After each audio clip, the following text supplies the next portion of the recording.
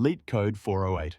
Valid word abbreviation might sound like an interview warm-up, but it's actually a stealth parsing challenge.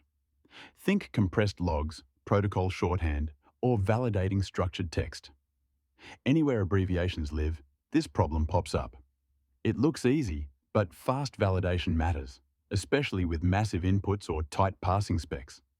So how do we level up from brute force to blazing speed? Let's dive in. All right, ducklings, time to waddle into the brute force swamp. This first method tries every possible way the abbreviation could match the word. It's a little chaotic, but hey, you've got to start somewhere. We kick things off by routing the problem to a helper function that tracks positions in both strings. That way, we can recurse through them side by side. Inside the helper, our first checkpoint. If both strings are fully processed, we've nailed the match. Return true. But if only one string is done while the other isn't, we're out of sync. That's a mismatch. Return false.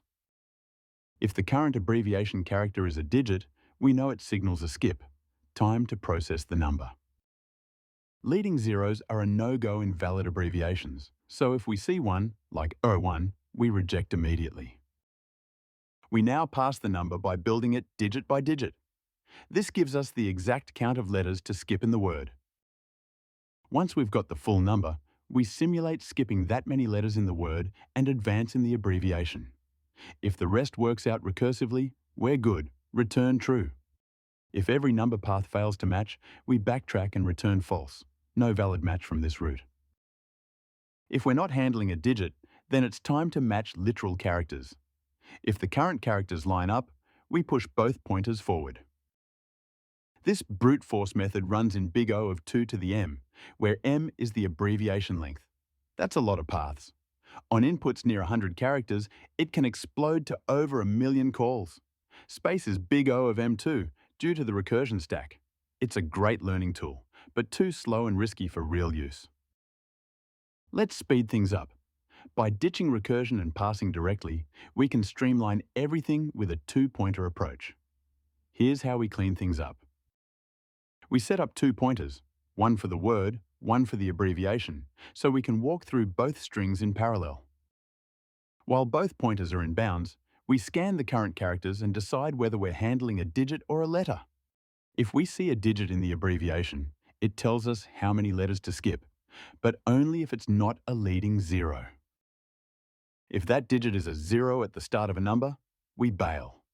Leading zeros make the abbreviation invalid. We set up a variable to hold the full number. It'll collect digits until we know how far to skip. As we gather digits, we build the complete number. This tells us how many characters to jump forward in the word. Once the number is ready, we shift the word pointer ahead by that count, simulating the abbreviation skip. If the abbreviation character isn't a digit, it has to match the current character in the word. If it doesn't, the abbreviation fails. When the characters match, we advance both pointers and keep scanning. At the end, we only return true if both pointers have reached the finish line. That confirms a perfect match.